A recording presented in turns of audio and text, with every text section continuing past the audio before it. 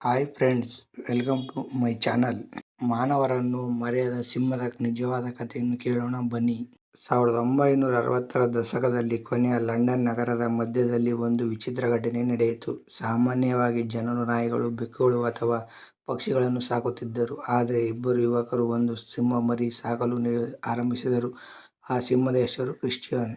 ಈ ಕಥೆ ಕೇವಲ ಒಂದು ಪ್ರಾಣಿಯ ಕಥೆಯಲ್ಲ, ಇದು ಪ್ರೀತಿ, ಸ್ನೇಹ, ನಂಬಿಕೆ ಮತ್ತು ಮರೆಯಲಾಗದ ಸಂಬಂಧದ ಕಥೆ. ಸಿಂಹದ ಮರಿ ಹೇಗೆ ಸಿಕ್ಕಿತು? 1969ರಲ್ಲಿ ಜಾನ್ ರೆಡ್ನಾಲ್ಡ್ ಮತ್ತು ಆಂಥೋನ್ ಎಸಿ ಬ್ರೋಕ್ ಎಂಬ ಇಬ್ಬರು ಸ್ನೇಹಿತರು ಲಂಡನ್ ನಗರದ ಫೇಮಸ್ ಡಿಪಾರ್ಟ್ಮೆಂಟಲ್ ಸ್ಟೋರ್ ಒಂದಕ್ಕೆ ಹೋದರು. ಅಲ್ಲಿ ಅವರು ಒಂದು ಚಿಕ್ಕ ಸಿಂಹದ ಮರಿಯನ್ನು ಕಂಡರು. ಆ ಸಮಯದಲ್ಲಿ ಕೆಲವು ಎಕ್ಸಾಟಿಕ್ ಅನಿಮಲ್ಗಳನ್ನು ಶಾಪ್ಗಳಲ್ಲಿ ಮಾರಾಟ ಮಾಡುವುದು ಆಶ್ಚರ್ಯದ ವಿಷಯವಾಗಿರಲಿಲ್ಲ. ಆ ಮರಿ ತುಂಬಾ ಮುದ್ದಾಗಿತ್ತು, ಆದರೆ ಅದರ ಕಣ್ಣುಗಳಲ್ಲಿ ಭಯ ಕಾಣಿಸುತ್ತಿತ್ತು. ಅದು ತನ್ನ ತಾಯಿಯಿಂದ ದೂರವಾಗಿತ್ತು. ಜನರು ಅದನ್ನು ನೋಡುತ್ತಾ ನಗುತ್ತಿದ್ದರು. ಆದರೆ ಆ ಇಬ್ಬರು ಯುವಕರಿಗೆ ಅದನ್ನು ನೋಡಿ ಕರುಣೆ ಬಂತು. ಈ ಮರಿ ಇಲ್ಲಿ ಹೇಗೆ ಬದುಕುತ್ತದೆ ಎಂದು ಅವರು ಯೋಚಿಸಿದರು. ಕೊನೆಗೆ ಅವರು ಆ ಮರಿಯನ್ನು ಖರೀದಿಸಿದರು. ಅದಕ್ಕೆ ಕ್ರಿಸ್ಟಿಯಾನ್ ಎಂದು ಹೆಸರಿಟ್ಟರು. ಕ್ರಿಸ್ಟಿಯಾನ್ ಆರಂಭದಲ್ಲಿ ತುಂಬಾ ಚಿಕ್ಕವನಾಗಿದ್ದ. ಅದು ತಾಯಿಯ ಮರಿ ತರ ಆಟವಾಡುತ್ತಿತ್ತು. ಜಾನ್ ಮತ್ತು ಎಸಿ ಅದನ್ನು ತಮ್ಮ ಮನೆಯಲ್ಲಿ ಸಾಕಲು ಆರಂಭಿಸಿದರು. ಅದು ಸೋಫಾ ಮೇಲೆ ಮಲಗುತ್ತಿತ್ತು, ಕಾರಿನಲ್ಲಿ ಸುತ್ತಾಡುತ್ತಿತ್ತು, ಕೆಲವೊಮ್ಮೆ ರೆಸ್ಟೋರೆಂಟ್ ಹೊರಗಡೆ ಕೂಡ ಕುಳಿತುಕೊಳ್ಳುತ್ತಿತ್ತು. ಜನರು ಅದನ್ನು ನೋಡಿ ಆಶ್ಚರ್ಯಪಡುವರು. ಆ ಸಮಯದಲ್ಲಿ ಸೋಷಿಯಲ್ ಮೀಡಿಯಾ ಇರಲಿಲ್ಲ, ಆದರೂ ಕ್ರಿಸ್ಟಿಯಾನ್ ಬಗ್ಗೆ ಮಾತುಗಳು ಸಿಟಿ ತುಂಬಾ ಹರಡಿದವು. ಕ್ರಿಸ್ಟಿಯಾನ್ ತುಂಬಾ ಇಂಟೆಲಿಜೆಂಟ್ ಆಗಿದ್ದ. ಅದು ತನ್ನ ಓನರ್ ಮೇಲೆ ತುಂಬಾ ಪ್ರೀತಿ ಇಟ್ಟುಕೊಂಡಿತ್ತು. ಅವರು ಮನೆಗೆ ಬಂದಾಗ ಓಡಿ ಬಂದು ಅವರನ್ನು ತಬ್ಬಿಕೊಳ್ಳುತ್ತಿತ್ತು. ಆದರೆ ಒಂದು ದಿನ ದೊಡ್ಡ ಸಮಸ್ಯೆ ಇತ್ತು. ಸಿಂಹ ದೊಡ್ಡದಾಗತೊಡಗಿತು. ಕೆಲವು ತಿಂಗಳಲ್ಲಿ ಕ್ರಿಸ್ಟಿಯಾನ್ ವೇಗವಾಗಿ ಬೆಳೆಯತೊಡಗಿತು. ಅದರ ತೂಕ ಹೆಚ್ಚಾಗುತ್ತಿತ್ತು, ಅದರ ಘರ್ಜನೆ ಭಯಂಕರವಾಗತೊಡಗಿತು. ಒಂದು ದಿನ ಕ್ರಿಸ್ಟಿಯಾನ್ ಆಟವಾಡುವಾಗ ಫರ್ನಿಚರ್ ಒಡೆಯಿತು. ಆಗ ಜಾನ್ ಮತ್ತು ಎಸಿ ಅವರಿಗೆ ಒಂದು ಸತ್ಯ ಅರ್ಥವಾಯಿತು. ಇದು ಈಗ ಮರಿಯಲ್ಲ, ಇದು ಕಾಡಿನ ರಾಜ. ಅವರು ಕ್ರಿಸ್ಟಿಯಾನ್ ಅನ್ನು ಪ್ರೀತಿಸುತ್ತಿದ್ದರು, ಆದರೆ ಲಂಡನ್ ನಗರದ ಮಧ್ಯದಲ್ಲಿ ಒಂದು ದೊಡ್ಡ ಸಿಂಹವನ್ನು ಸಾಕುವುದು ಅಪಾಯಕಾರಿ ಎಂದು ತಿಳಿಯಿತು. ಅದನ್ನು ಝೂಗೆ ಕಳಿಸಬೇಕಾ ಅಥವಾ ಸರ್ಕಸ್ಗೆ ಕೊಡಬೇಕಾ? ಅವರಿಗೆ ಯೋಚನೆ ಇಷ್ಟವಾಗಲಿಲ್ಲ. ಹೊಸ ನಿರ್ಧಾರ.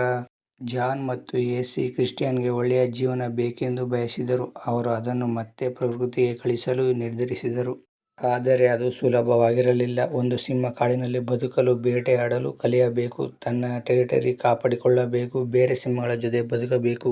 ಕ್ರಿಸ್ಟಿಯಾನ್ ಇವತ್ತಿನವರೆಗೂ ಮಾನವರ ಜೊತೆ ಮಾತ್ರ ಬದುಕಿದ್ದು. ಆ ಸಮಯದಲ್ಲಿ ಅವರಿಗೆ ಫೇಮಸ್ ವೈಲ್ಡ್ ಲೈಫ್ ಕನ್ಸರ್ವೇಷನ್ ಆದ ಗ್ರೆಗೋರಿ ಆಡಮ್ಸನ್ ಪರಿಚಯವಾಯಿತು. ಗ್ರೆಗೋರಿ ಆಡಮ್ಸನ್ ಆಫ್ರಿಕಾದಲ್ಲಿ ಸಿಂಹಗಳನ್ನು ಕಾಡಿಗೆ ಮರಳಿ ಬಿಡುವ ಕೆಲಸ ಮಾಡುತ್ತಿದ್ದರು.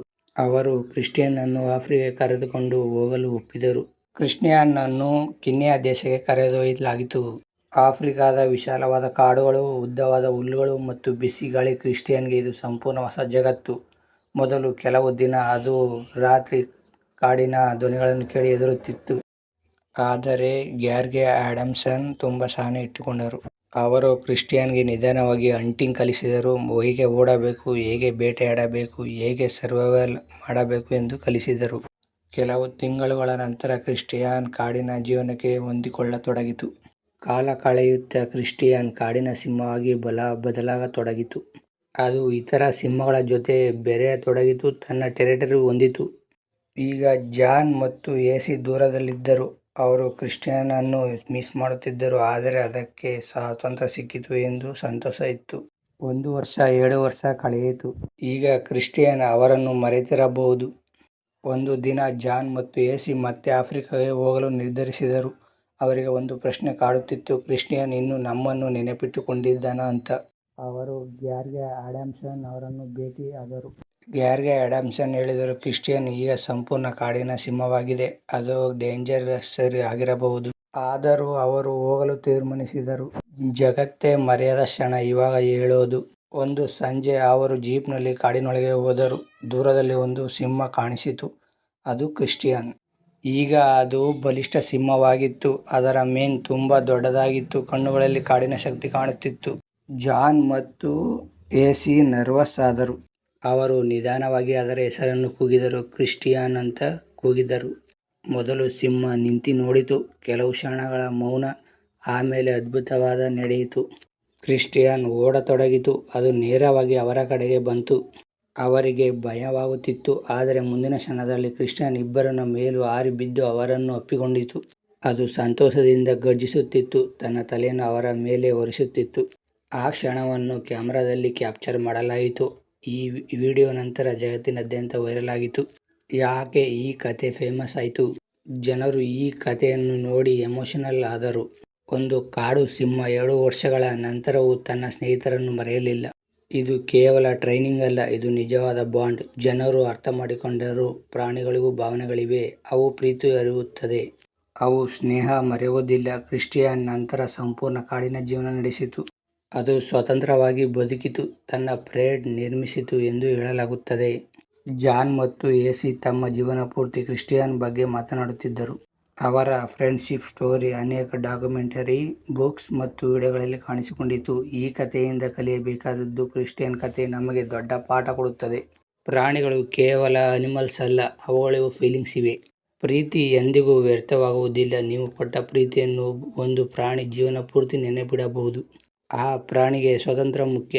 ಜಾನ್ ಮತ್ತು ಎಸಿ ಕ್ರಿಸ್ಟಿಯನ್ನನ್ನು ತಮ್ಮ ಬಳಿ ಇಟ್ಟುಕೊಳ್ಳಬಹುದಿತ್ತು, ಆದರೆ ಅವರು ಅದರ ಸ್ವಾತಂತ್ರ್ಯವನ್ನು ಆಯ್ಕೆ ಮಾಡಿದರು.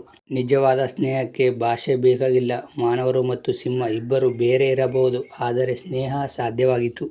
ಕ್ರಿಸ್ಟಿಯನ್ ವಿಡಿಯೋ ಇಂದಿಗೂ ಯೂಟ್ಯೂಬ್ ಮತ್ತು ವರ್ಲ್ಡ್ ವೈಡ್ ಪೇಜ್ಗಳಲ್ಲಿ ಕೋಟಿ ಜನರು ನೋಡುತ್ತಾರೆ. ಅನೇಕರು ಆ ವಿಡಿಯೋ ನೋಡಿ ಅಳುತ್ತಾರೆ, ಏಕೆಂದರೆ ಆ ಕ್ಷಣದಲ್ಲಿ ಫೇಕ್ ಏನೂ ಇರಲಿಲ್ಲ. ಅದು ಪ್ಯೂರ್ ಎಮೋಷನಲ್. ಕೊನೆಯ ಮಾತು: ಕಾಡಿನ ರಾಜನಾದರೂ ಕ್ರಿಸ್ಟಿಯನ್ ತನ್ನ ಸ್ನೇಹಿತರನ್ನು ಮರೆಯಲಿಲ್ಲ. ವರ್ಷಗಳ ನಂತರವೂ ಅವರ ವಾಸನೆ, ಧ್ವನಿ, ಪ್ರೀತಿಯನ್ನು ಅದು ಗುರುತಿಸಿತು.